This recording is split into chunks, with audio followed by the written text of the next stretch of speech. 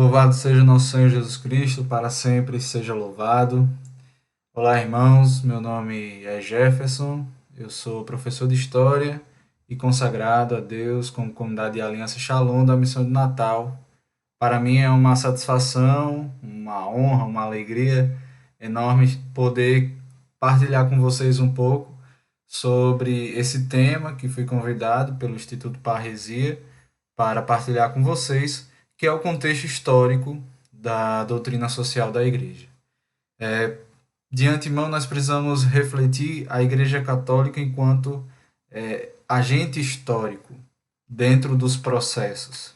Então, a Igreja Católica a, tem o seu tem a sua forma, a sua essência divina, mas ela é também humana e por isso histórica, né? Ela surge num tempo histórico e ela está inserida dentro dos contextos políticos, sociais, econômicos e culturais que vão modelar o curso da história e que a igreja vai participar desses processos, afetando e sendo afetada por esses processos.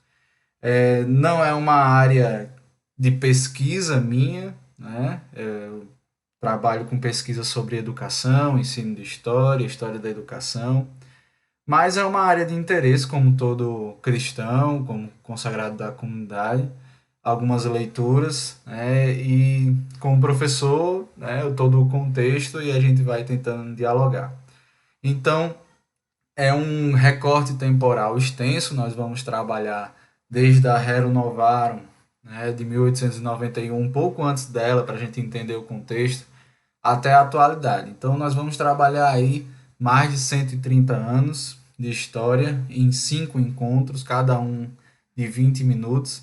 Então, perdoe-me de antemão por qualquer superficialidade, né, ou pouca análise, né, visto que é um período histórico muito extenso, com muitos fatos simultâneos acontecendo, importantes, e que a gente vai precisar invariavelmente selecionar aqueles que julgamos mais importantes para entender o contexto geral no qual a Igreja Católica estava inserida naquele momento e, e que a levou a dar a resposta presente nas cartas e exortações dos santos padres ao mundo em diferentes contextos históricos.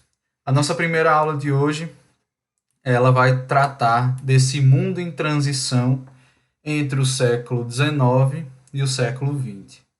Para iniciar a nossa discussão em aspectos mais teóricos e fazendo uma reflexão teológica, não sou teólogo, né, mas fruto da oração, da reflexão sobre esse tema, eu ia percebendo, e a própria igreja ensina isso, que a doutrina social da igreja, e não só a doutrina social da igreja, porque a igreja não passou a se preocupar com o pobre só em 1891, com a Rerum Novarum, mas a preocupação da igreja com os pobres, com os oprimidos, com aqueles marginalizados da sociedade, ela é própria da missão da igreja desde que ela surgiu, visto que Jesus, ele foi um homem que nasceu numa periferia e ele andou próximo àqueles que eram periféricos da sociedade em que ele viveu. Não negando também aqueles que eram centralizados, né? O contrário de periféricos.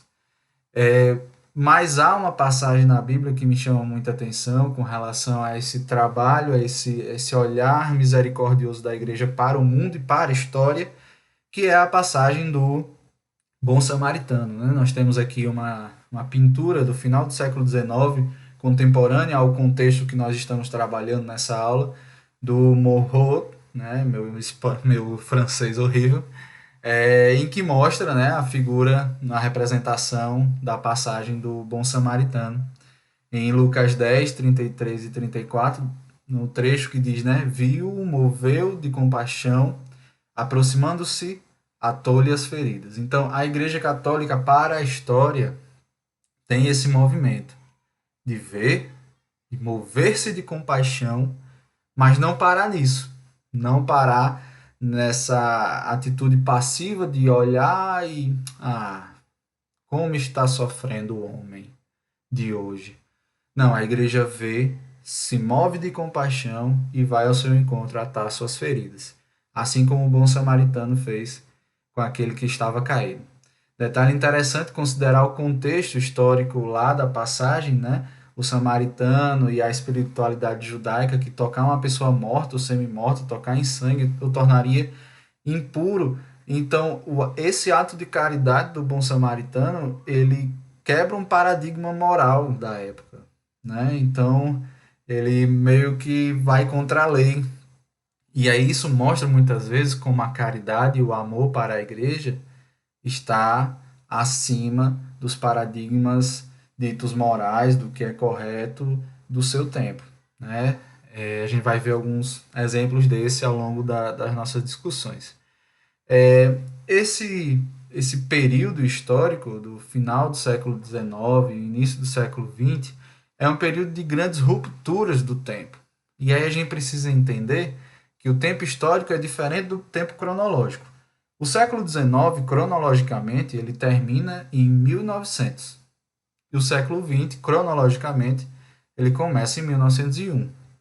Mas nós iremos ver que o tempo histórico ele é diferente, porque existem processos de permanências e rupturas dos processos históricos que fazem com que os elementos da história eles não se modifiquem do mesmo jeito que o tempo cronológico. Existem processos diferentes, que é o que os historiadores chamam de longa duração e curta duração. A doutrina social da igreja ela é uma resposta que surge em um contexto histórico inédito. Então nós iremos ver que a Rerum Novarum, que é a carta do Papa Leão XIII, em 1891, ela, no seu próprio título, ela diz as coisas novas. Então são coisas novas, são demandas novas da sociedade que surgem ali no século XIX, que nós iremos ver que é um século extremamente efervescente, e que a igreja vai olhar, vai se mover de compaixão e não se omitindo do seu papel profético, do seu papel pastoral, ela vai ao encontro dessa humanidade que sofre, atando-lhe as feridas e propondo um caminho. A questão da justiça social, segundo o Catecismo da Igreja Católica, existe um tripé, né, que sustenta a questão da justiça social, que é o respeito à pessoa humana, igualdade e diferença entre os homens. Isso é muito interessante, a questão da igualdade e diferença entre os homens, e a solidariedade humana. Esses três aspectos sustentam o que a igreja entende como justiça social. E isso é muito importante, gente, a gente ressaltar, porque é essa justiça que a igreja vai buscar. É essa justiça que a doutrina social da igreja vai propor. Diz o cardeal Sodano numa carta ao presidente do Concílio de Paz e Justiça.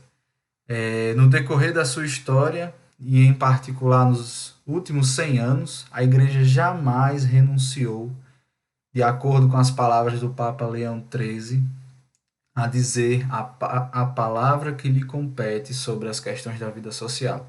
Então isso nos faz ver que a Igreja Católica, durante a história, ela não se omite. Ela dá uma resposta. Essa resposta, muitas vezes, ela não é imediata no tempo que o mundo espera, né? Mas ela sempre acontece, né? E essa resposta ela é fruto desse movimento de ver, mover-se de compaixão e atar as feridas.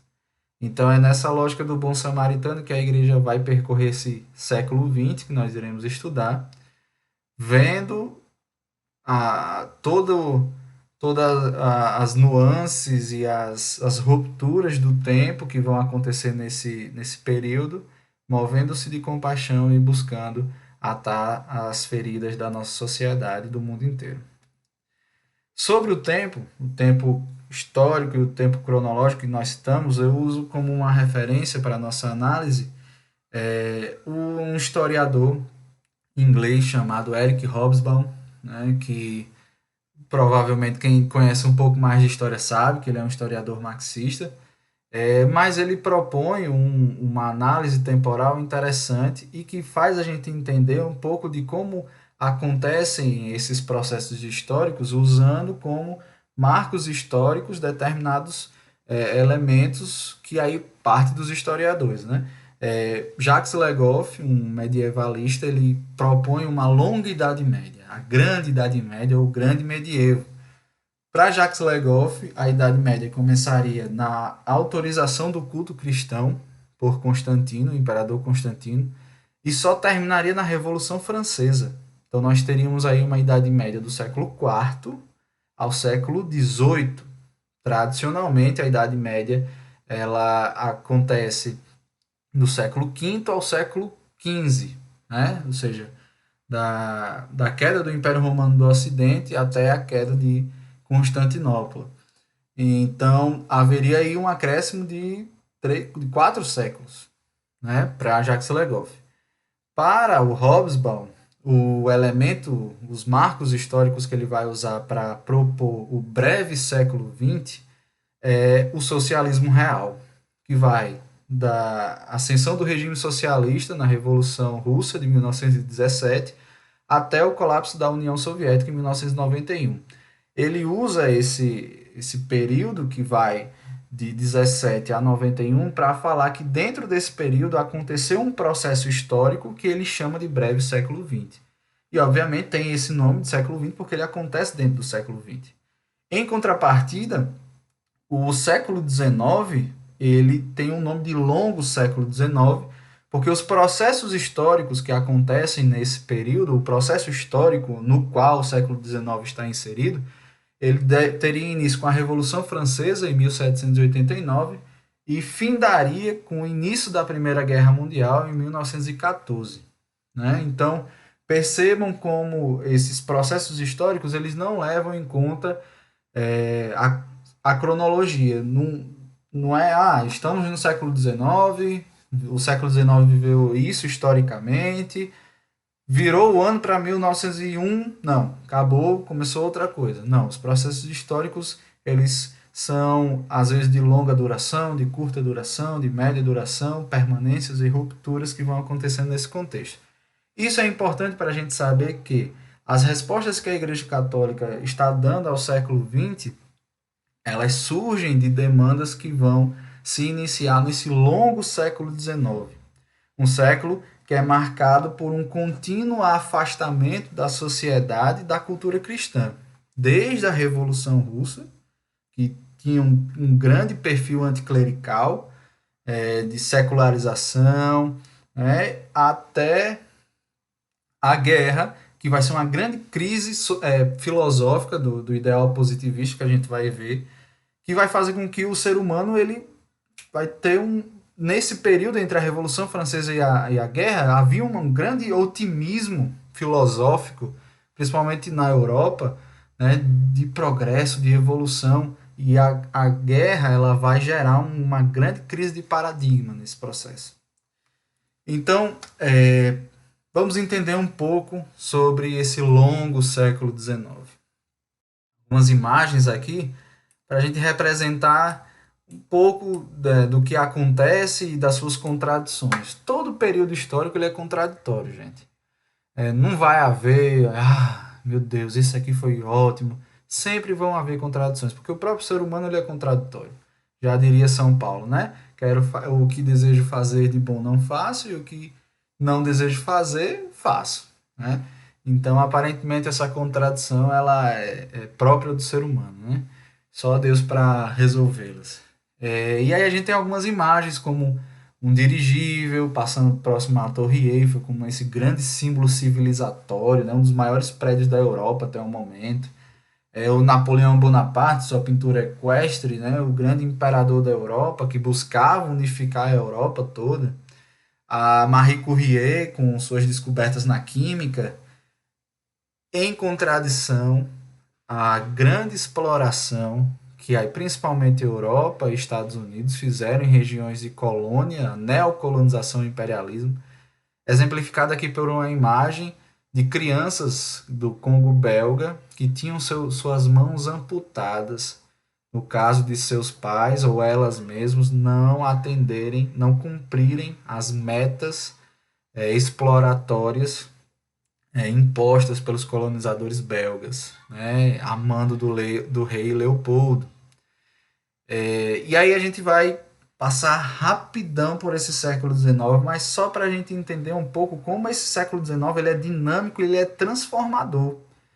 Eu dividi aqui em quatro aspectos, mas com certeza vou deixar a coisa batida. Né? O longo século XIX, na política e na cultura, nós temos a Revolução Francesa, que vai ser um marco, e historiadores até hoje, a gente descobre coisas novas da Revolução Francesa, mas é muito impressionante como a lógica política, a lógica social, a lógica econômica do mundo, né, a partir da Revolução Francesa, ela vai começar a ser transformada.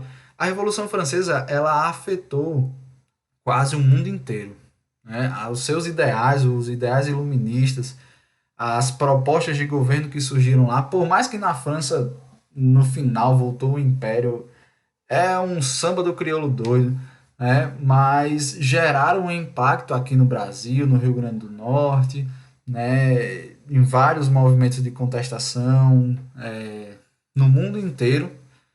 Então a Revolução Francesa marca esse início, essa reviravolta.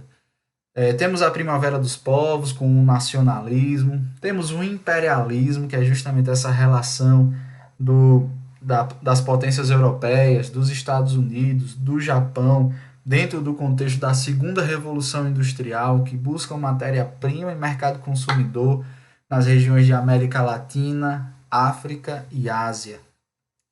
A Belle Époque, que é esse período de efervescência cultural, de grandes invenções, a energia elétrica, o dirigível, o avião, o telefone, os modelos atômicos, tudo é um período de grande descoberta científica, onde a evolução científica vai parecer um boom enorme e que isso vai gerar um grande otimismo na população europeia, que dentro desse contexto é regado pelo ideal do positivismo, que é uma filosofia na qual pensa a sociedade em estágios de evolução, e o estágio positivo é justamente esse último, no qual o progresso, a racionalidade levaria toda essa população ao status de civilização. Só que a gente vai ver que isso não vai dar certo. E a Guerra Franco-Prussiana, que vai ser um conflito entre França e a Prússia, em que a Prússia vai vencer, né, e vai pegar uma região da Alsácia e Lorena. Vai haver um problema também com a igreja aí nesse momento, né, porque a França era quem garantia a autonomia dos estados pontifícios, e aí depois vai ser retirado, enfim, um processo longo aí. Nos aspectos socioeconômicos, e aí é muito importante a gente entender, porque a Rero Novarum ela vai se preocupar muito com esse aspecto socioeconômico. A segunda revolução industrial, né, que vai acontecer, a primeira acontece só na Inglaterra, a segunda na Inglaterra, na Alemanha, na França, nos Estados Unidos, no Japão, né, vai ser mais abrangente e em mais tipos de indústria. E isso vai gerar uma grande demanda de mão de obra e uma grande demanda de mercado consumidor, que vai gerar o imperialismo que a gente já comentou. Nesse período também nós vamos ter uma grande explosão demográfica. Pessoal, só no século XIX nós chegamos à população mundial de 1 bilhão de habitantes, no século XIX.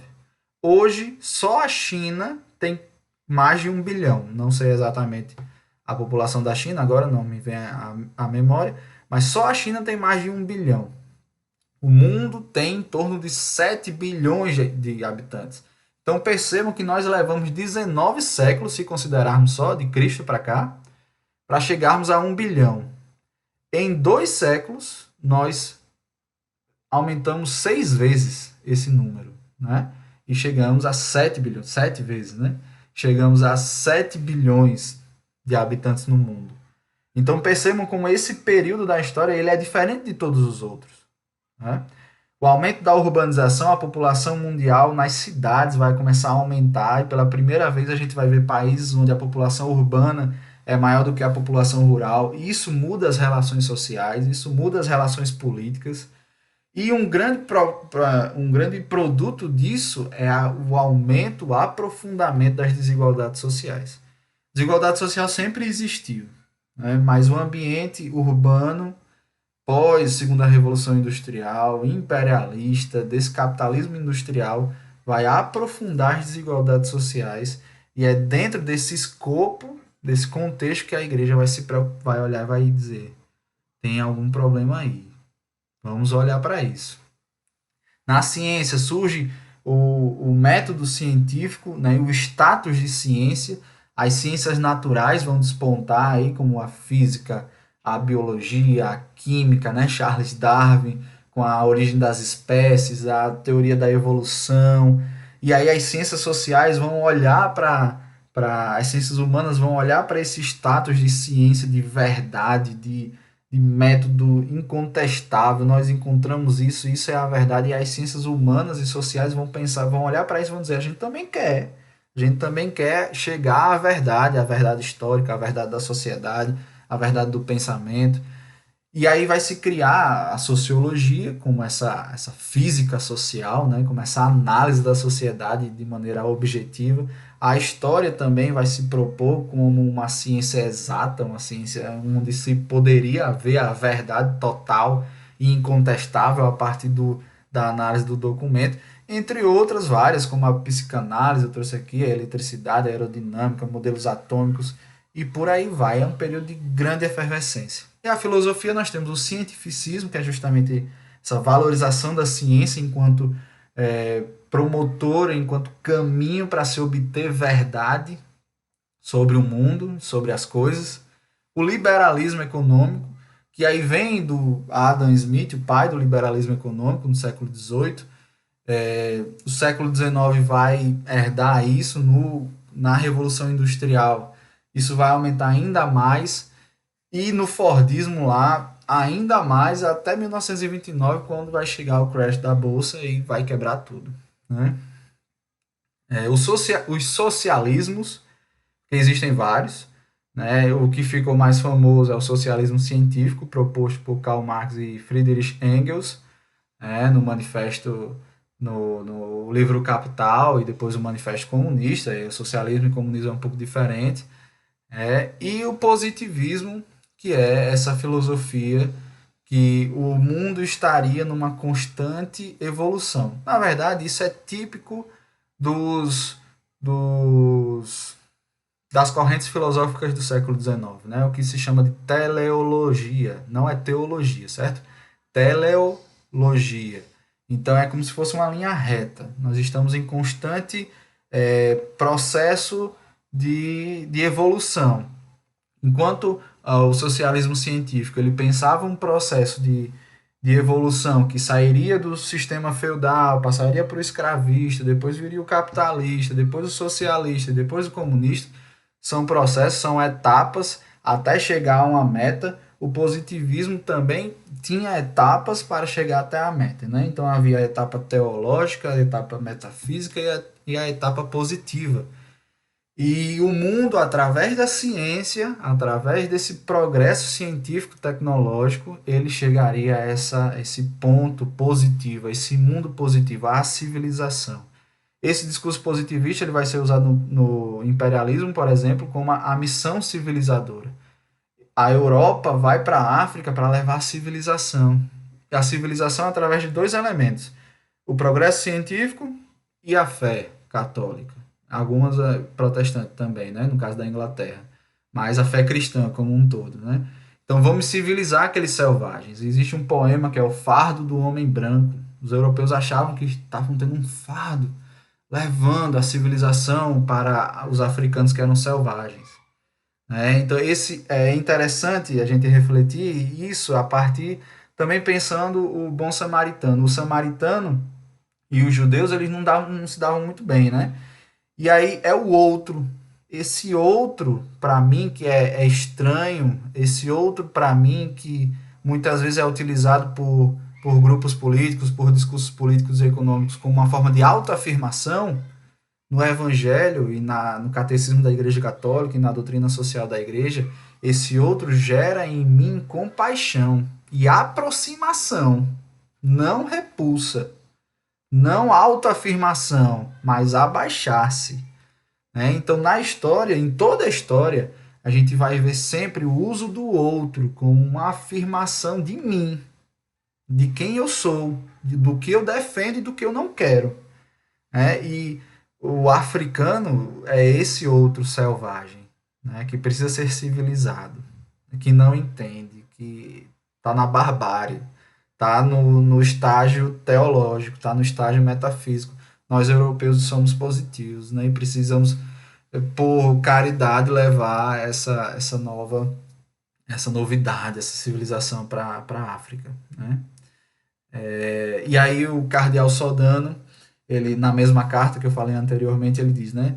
Nesta luz, o homem é convidado, antes de tudo, a descobrir-se como ser transcendente em qualquer dimensão da vida, inclusive a que se liga aos contextos sociais, econômicos e políticos. Nós vimos vários eventos históricos que acontecem nesse século XX, nesse longo século XX, de várias vertentes da política, da cultura, da sociedade, economia, ciência, filosofia, mas dentro de tudo isso, e a igreja está inserida em todo esse contexto, mas o que faz da doutrina social da igreja diferente e o que faz da visão da igreja ser profética é o olhar transcendente ao homem. O homem é um ser transcendente. O homem ele foi criado neste mundo, ele vive neste mundo, ele se santifica nesse mundo, mas ele não permanecerá neste mundo para sempre, né? Nós temos um novo mundo, né? Digamos assim, um novo céu, uma nova terra para ir depois daqui, né? E é pensando nesse céu, é pensando nesse paraíso, é pensando em Deus que o homem caminha nessa terra, não pensando em si próprio, não pensando em si próprio. Essa é a chave de leitura, né? Seguindo que já vou em quase 30 minutos. Eu vou dar uma acelerada. Esse contexto que eu falei para vocês, dessa série de fatos históricos que acontecem nesse século XIX, estão presentes na fala, na introdução da Rerum Novarum, feita pelo Papa Leão XIII, em que ele aponta as suas preocupações, né? Então ele diz, né, as sedes de inovações, essas várias inovações que nós vimos, né, essas inovações políticas, esse novo desenho geográfico da Europa, que Napoleão começa, né, derrubando um bocado de rei, anexando um bocado de território, depois Napoleão é derrotado, as monarquias são restabelecidas, aí vem uma guerra franco-prussiana, os estados pontifícios ficam desguardados, existe uma série agora de novos fatores econômicos, as cidades estão aumentando, os pobres estão ficando mais pobres, os ricos estão ficando mais ricos, os pobres estão começando a se juntar e ameaçar e ficar violentos, mas a demanda dos pobres é lícita, então o que, que nós fazemos? O que, que nós fazemos diante de tudo isso? Nós temos várias inovações tecnológicas que melhoram a vida dos homens, mas essas inovações elas não são acessíveis para todos. E o que nós fazemos? E aí que o Papa diz, né? A sede de inovações que há muito tempo se apoderou das sociedades e as tem numa agitação febril, devia, tarde ou cedo, passar das regiões da política para a esfera vizinha da economia social. Efetivamente, os progressos incessantes da indústria, os novos caminhos em que entraram as artes, as alterações entre as relações entre operários e patrões, veja só, alterou essa relação. A influência da riqueza nas mãos de um pequeno número, ao lado da indigência da multidão, a opinião, enfim, mais avantajada que os operários formam de si mesmos e a união mais compacta, tudo isso sem falar da corrupção dos costumes, deu em resultado final um terrível conflito. Nós vamos ver que o século XIX ele vai terminar, esse longo século XIX, que vai acabar na Grande Guerra, né, na Primeira Guerra Mundial, ele vai terminar num período em que nós chamamos de corrida armamentística, paz armada, que vão ser os anos que vão anteceder a Primeira Guerra Mundial. A Europa vivia nesse momento de paz, de progresso, de otimismo, mas as nações estavam se armando até os dentes, justamente por causa dos interesses econômicos nas colônias e territoriais e revanchistas e nacionalistas que estão na Europa e que surgem no século XIX com a Primavera dos Povos, com a Guerra Franco-Prussiana e que vão eclodir no século XX. O Papa, em 1891, ele já via a iminência de um temível conflito. Alguns historiadores apontam que esse temível conflito viria a ser a Grande Guerra, a Primeira Guerra Mundial. Né? Para a gente finalizar essa primeiro encontro, gente, a gente precisa deixar muito claro que a Rerum Novarum e a doutrina social da Igreja não é nem de esquerda nem de direita. Isso precisa ser dito. Ela é do Evangelho. Alguns irmãos, acredito que em outros cursos, mini cursos, irão aprofundar mais isso, mas é constante na leitura da Rerum Novarum que o Papa ele vai criticar ambos os lados, o liberalismo, porque o liberalismo ele instrumentaliza a pessoa e coloca ela abaixo do lucro, então a dignidade humana ela é ferida, né, porque como eu coloco aqui nessa imagem, crianças trabalhavam, não tinham direito a uma educação, né? E educação já era um aspecto moral naquele momento da nossa história. Né? As crianças não tinham educação, as mulheres eram expostas a jornadas de trabalhos exaustivas, o número de amputações, de acidentes de trabalho e nenhuma proteção, nenhum direito a folga, a férias, a condições de vida, a salubridade, nada, nada, nada. Jornadas de trabalho que variavam de 14, 16 horas por dia. Moradias próximas às fábricas totalmente insalubres, poluição, sujeira, tudo. Né? Então, o liberalismo, e aí Pio XI, posteriormente, no 40º ano, ele vai falar que o liberalismo ele levou ao comunismo, porque essa exploração do homem, do trabalhador, ele fez com que esses trabalhadores eles se arregimentassem, eles se agrupassem. E aí veio a ideia do socialismo. E, gente, é bonito. A ideia inicial é bonita, somos todos iguais, né? Muitos vão se apropriar até do discurso cristão, né? De que somos todos iguais e tal, né? E não deve haver diferença, não deve haver necessidade no meio deles e tudo. Mas o Papa também atento e não se deixando levar pelos discursos apaixonados do seu tempo, percebeu que o socialismo também era perigoso. Também feria a dignidade humana porque diluía o indivíduo no grupo. Não havia individualidade, não havia personalidade. E nós sabemos que a pessoa humana, o indivíduo, é o principal tesouro de Deus. Cada um, a nossa vida, cada um, a salvação, a pessoa, a dignidade do indivíduo. E o socialismo, ele dilui isso, ele nega isso. Né? E o regime comunista, ele é um regime ateu. O regime socialista é um regime ateu. Né? Então, a igreja, muitas vezes, ela também ela nega o socialismo, mas ela também nega o liberalismo. Tá certo? Muita atenção nisso. E ela vai, nas próprias palavras do Pio XI, ele vai buscar uma proposta equidistante. O que significa isso? Distante igualmente do socialismo e do liberalismo, certo? Que é o humanismo integral. E alguns trechos interessantes aqui, diz, né? A Rerum Novarum número 2 diz: as condições do tempo tinham entregado e abandonado indefesos à crueldade de patrões desumanos e à cobiça de uma concorrência desenfreada. Os patrões queriam lucro, e em nome desse lucro, o ser humano, de sua dignidade humana, era colocado em segundo plano. Né? Então, trabalhador sem direito, trabalhador que precisa ficar à própria sorte. Né? Vamos pensar. História não é só sobre o passado, é sobre hoje também, certo, gente? Tudo isso foi e é criticado pela igreja. Né? Da mesma forma, o catecismo diz: a igual dignidade das pessoas humanas exige esforços no sentido de reduzir desigualdades sociais e econômicas excessivas, conduz ao desaparecimento das desigualdades iníquas. Então, para a igreja, essas péssimas condições de vida, essa insalubridade, esses seguidos acidentes de trabalho, essa exploração das crianças eram desigualdades iníquas que precisavam desaparecer, certo? O Papa Francisco, em 2017, disse: a inspiração pela justiça e pela paz é forte e proíbe toda forma de abuso, corrupção social e política.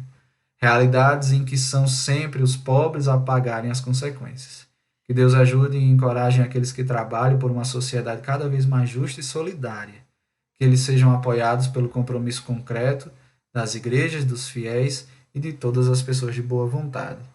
Papa Francisco 2017. É interessante ressaltar, gente, da gente finalizar, que para Rerum Novarum e para o compêndio da doutrina social da Igreja, e também está no Catecismo da Igreja Católica, o responsável por essa justiça social é a sociedade, não é o Estado, certo?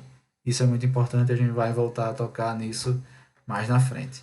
Aqui algumas das minhas referências, que Deus os abençoe. Passei um pouquinho do tempo, mas a gente se vê na próxima. Shalom.